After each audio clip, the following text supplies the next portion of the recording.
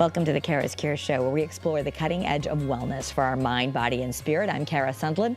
November is National Adoption Month, and a new book is really helping to tackle the emotional struggles that adoptees can face.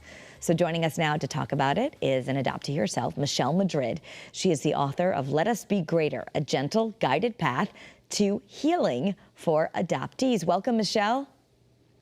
Thank you, Kara, for having me. I'm so excited to chat with you today. Yeah, tell me a little bit about your personal story and why you really felt that this book had to be written. Well, I was born in the United Kingdom. I was born in Bury St. Edmunds, Suffolk, England. And shortly after my birth, just weeks after my birth, I was placed into foster care by my mom. I was a child of an affair. My mom was married with 3 children. She had an affair with my father, who was Spanish, and I am the product of that. And so, there was a lot of struggle that my mother went through to decide what she would ultimately decide to do with me. And she chose life for me, and she placed me in foster care, left me there. Inside of foster care, I was, labeled, I called them my early logos of limitation. I was labeled as a difficult to place child, a dark child, illegitimate child. And I think those labels stuck with me. I've had an adoptee say, that the labels really stick with you for a very, very long time until you realize, the limitations they place on your life, and you realize that's not sustainable anymore. And so you do the work of breaking through those limitations or those limiting thoughts.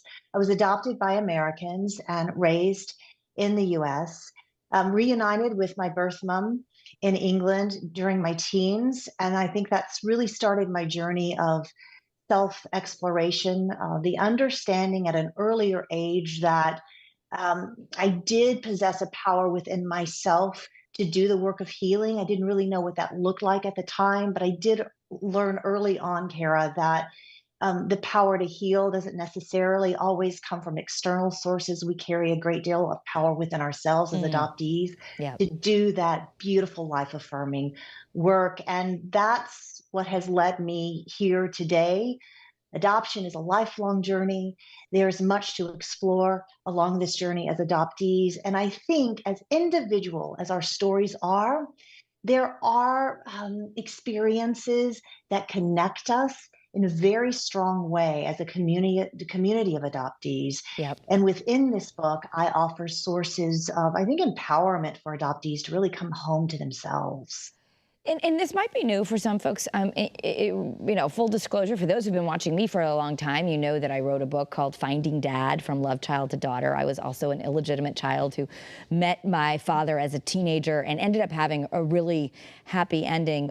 But I talk about, a lot of the journey of forgiveness and understanding how I found what I called kind of the other half of me. But for you, for your story, I do want to get to what happened when you met your mom, but also just why you wrote this book. You're saying a lot of folks, we kind of gloss over adoption as this really happy thing, and it is something to be grateful for. But you say we need to make room for a more authentic story, because every adoptee will feel some sense of loss. I really believe that. I believe that adoption is rooted in loss. And if we really stop to think about it, Kara, something had to come apart before something could come together. A loss had to occur before adoption ever could happen. And I think that this sense of adoption loss, the conversation around loss, has been glossed over decades and decades. And we've looked at it in sort of a one-dimensional way. And it hasn't been reflective of the very real, raw adoptee experience, which is filled with complexities. And to really uncover that and get back to a sense of wholeness within, I think, as an adoptee, we have to begin to peel back the layers of what that experience looks like and feels like for us.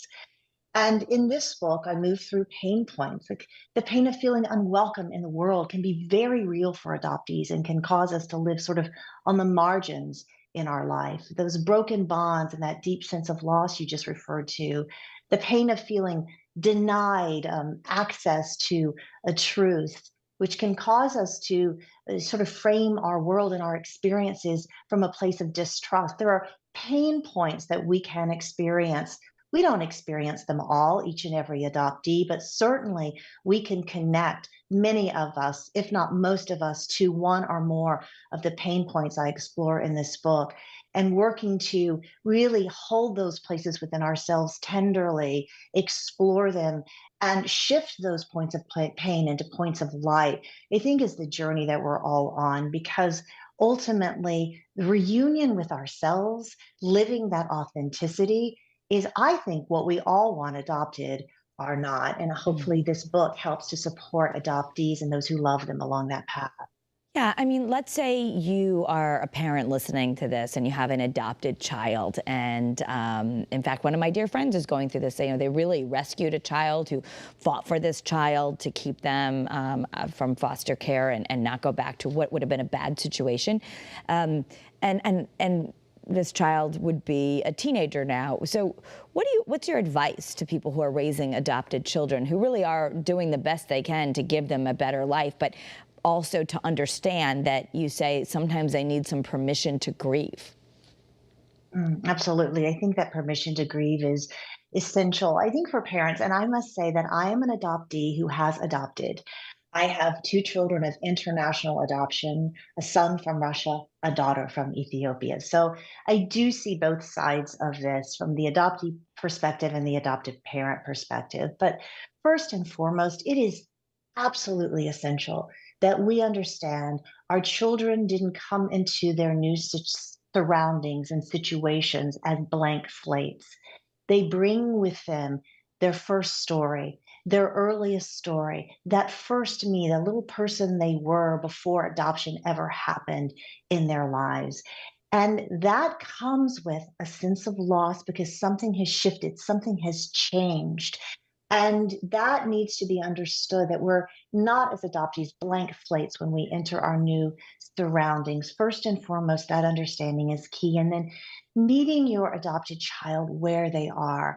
And I write in the book about what I call open, OPEN, always, first and foremost, offering that sense of unconditional love. Always, always, always preparing safe space for your child of adoption to come to you, to explore their thoughts, their emotions, their questions with you, and really engaging with your child, stopping everything and focusing in. Where focus goes, energy flows. We want to give our energy to our children. Without forcing your opinion on your child, and certainly without coming across as judging their very real and valid feelings. And then ultimately, really always nurturing sort of an atmosphere of always here, I'm always ready for you. And I think a beautiful thing that you can offer a child or of adoption, or anyone you love who is an adoptee, you can offer yourself as an adoptee, is really saying, I know that your loss is real. I'm here to understand. I want to understand. How can I help you? How can I support you? That is so key.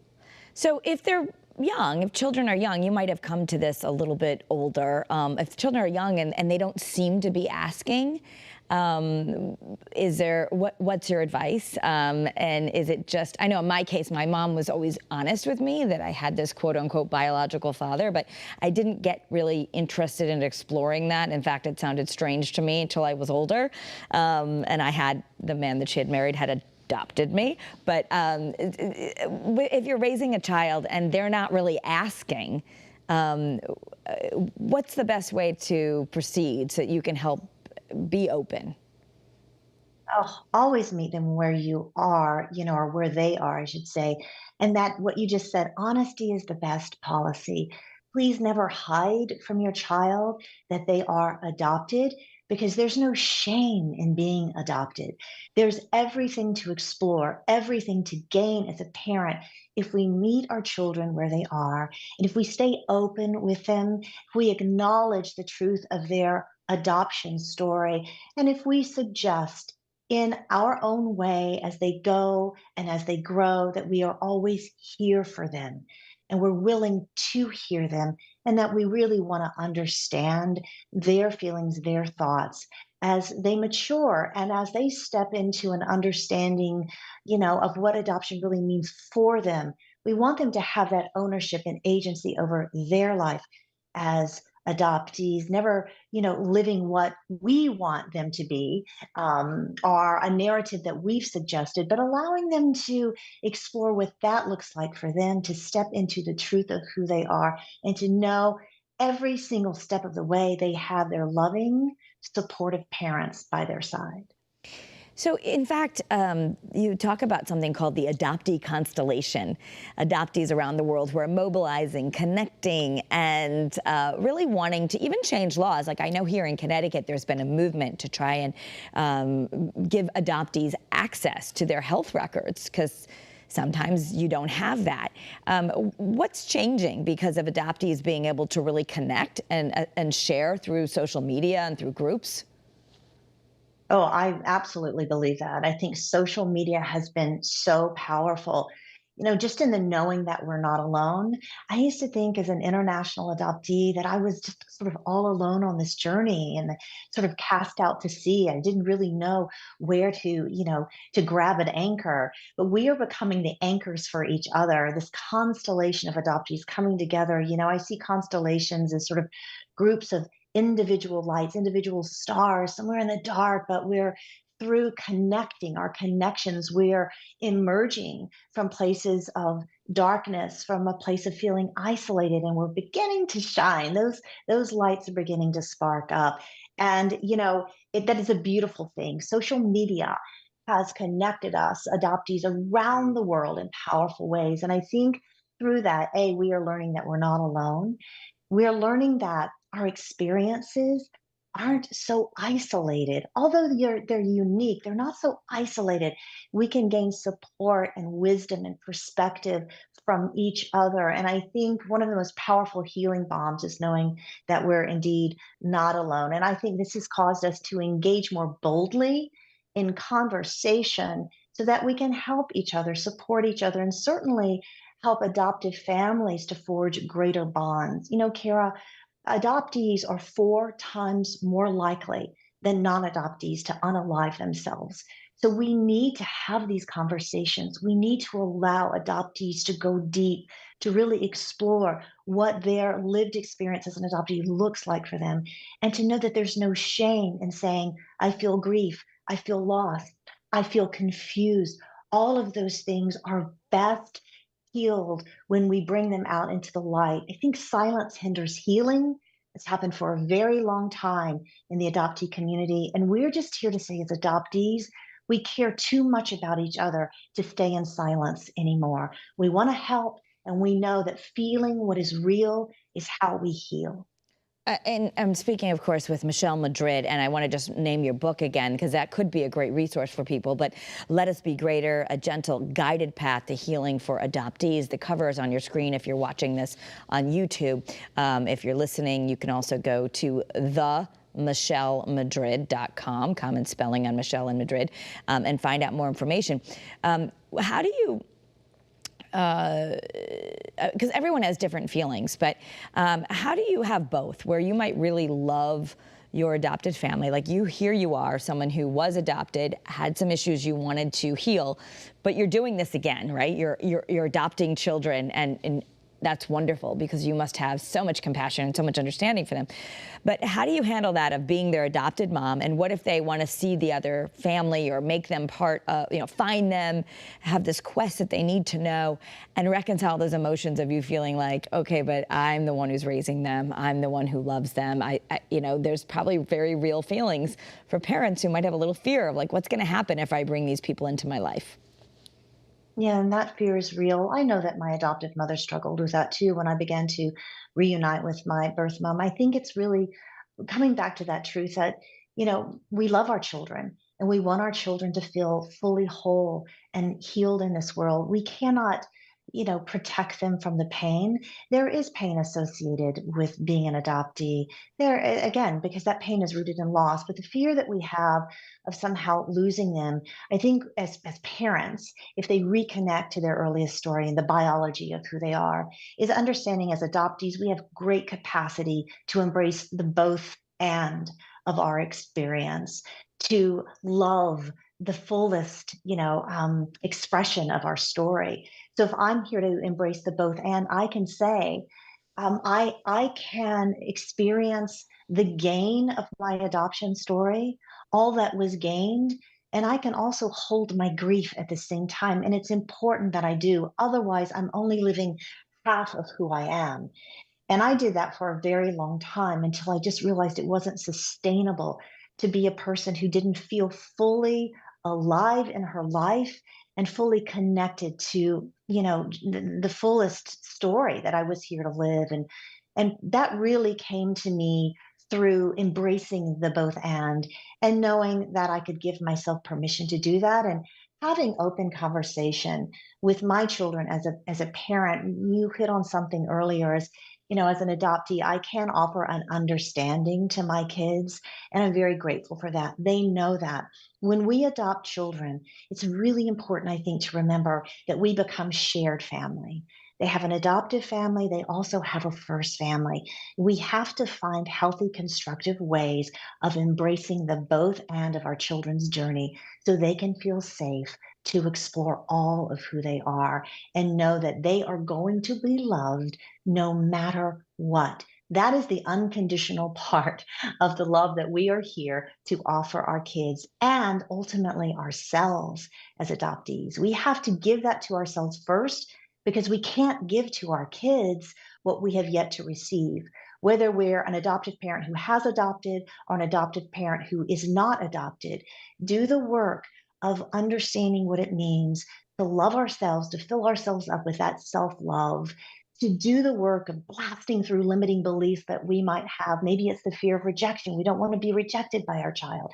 But when we offer our child that space to explore fully who they are, to grieve the loss that they've experienced, along their own adoption journey, what happens is these bridges of trust are built, and you will forge stronger bonds with your child of adoption as a parent. I promise you this. And I know the trend actually is more and more when people are doing adoption. We've done many stories on this. The trend is to do open adoptions. It doesn't mean you're going to be having all your holidays together, but that the child will have access to the records and the child will know. And many young women who are giving up children are looking for families who are willing to check that open box.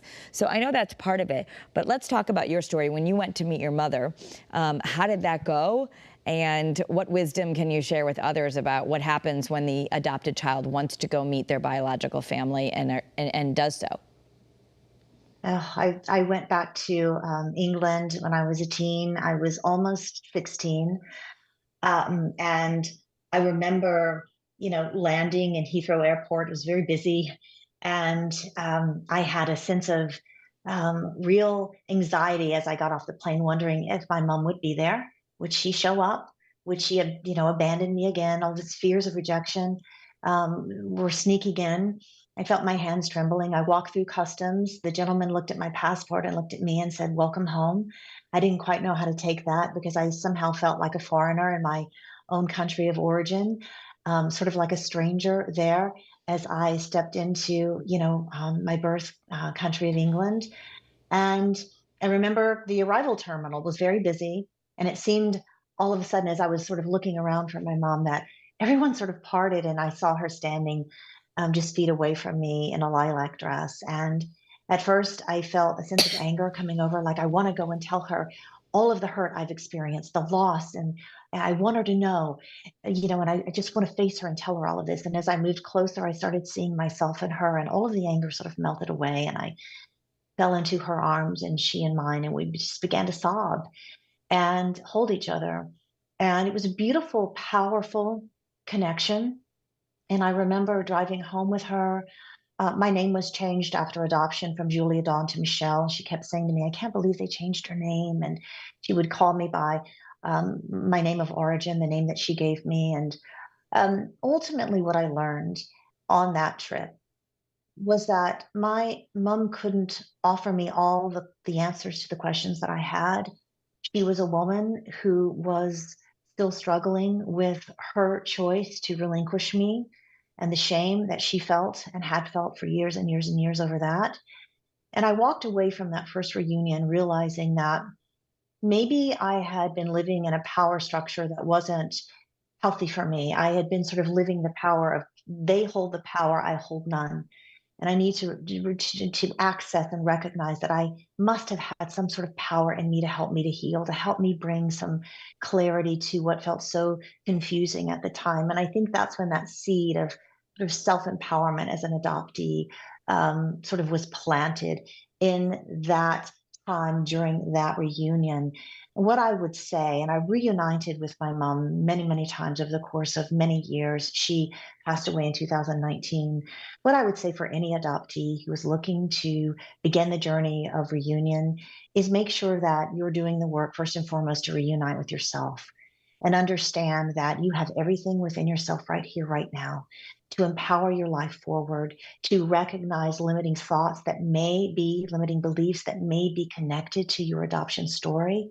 You may be out there checking off all the list of what you want to be and not really recognizing who you are. I had an Mm. adoptee say that to me recently. He said, I can tell you what I am, all the success that I've achieved in this life, but I can't tell you who I am.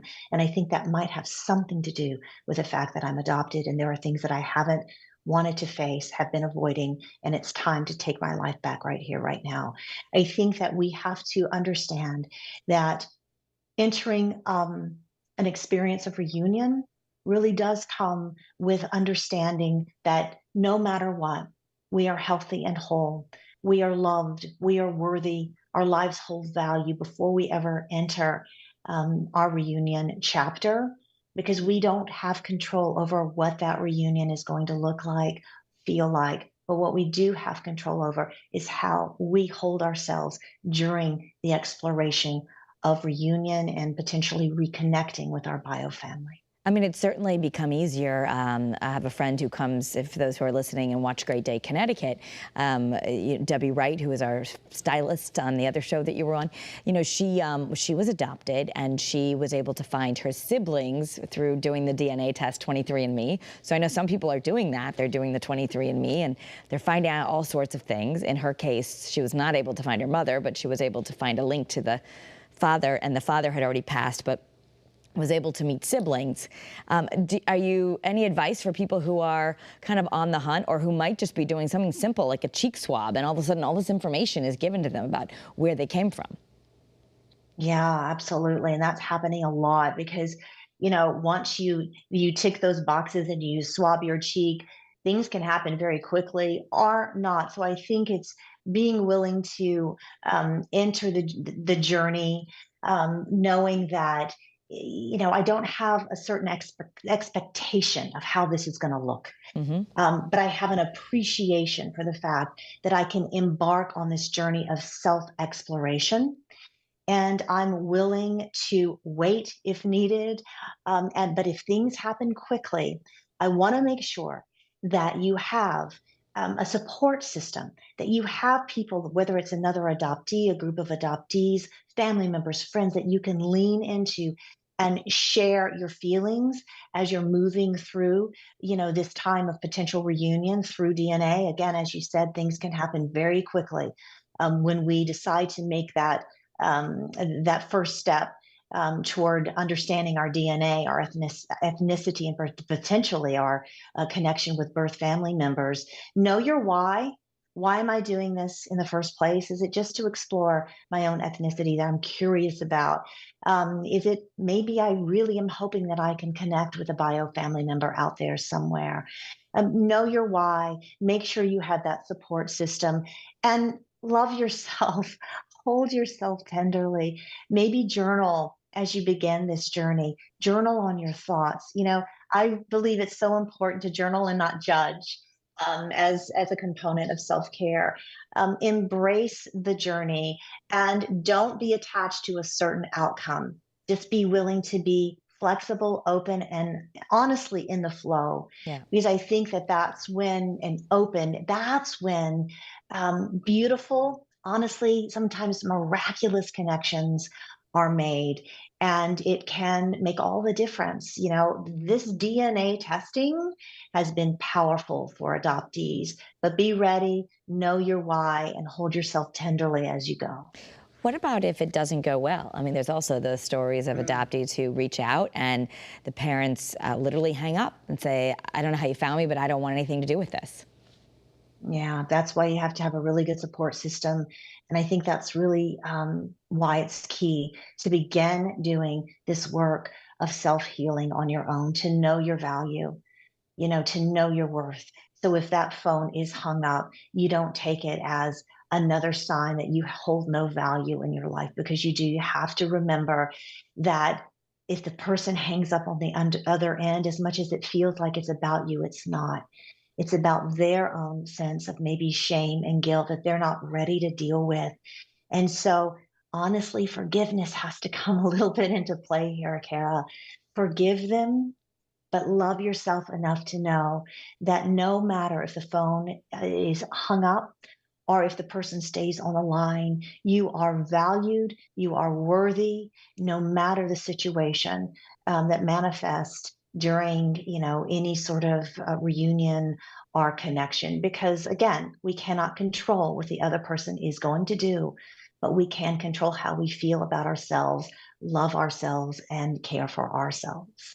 Yeah, and just a reminder again, the book could be a good place to start. It's Let Us Be Greater, a gentle, guided path for healing for adoptees. Michelle Madrid wrote it. She herself has gone through it and also has adopted children.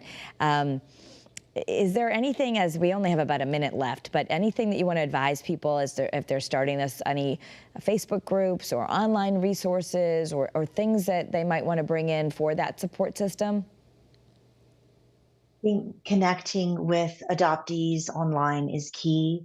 If you are on Instagram, even TikTok, there are an amazing amount of adoptees. If you do that research, come connect with me on Instagram at the Michelle Madrid, and I will connect you with a beautiful community constellation of adoptees who have varying perspectives, varying experiences, but we all are united in the power of our voice. And when we are really willing to lean in and listen to one another and not judge each other's perspectives, experience, then I think that's how we grow stronger, not only individually, but as a community. So, absolutely, seek out support in your own community. There are adoptee groups that meet. But I think a great place to start, honestly, is on social media. Is a On beautiful social media. community of adoptees waiting to welcome you. And again, you can also find Michelle on social media or find her at themichellemadrid.com. I want to thank you for sharing your story and for bringing this perspective to light. So thank you for being here on Kara's Cures. A pure honor. Thank you, Kara. And everyone who's listening, we want you to have a great day and be well. You can follow me on social media at Kara Sundlin for more information on the cutting edge of wellness. Have a great day.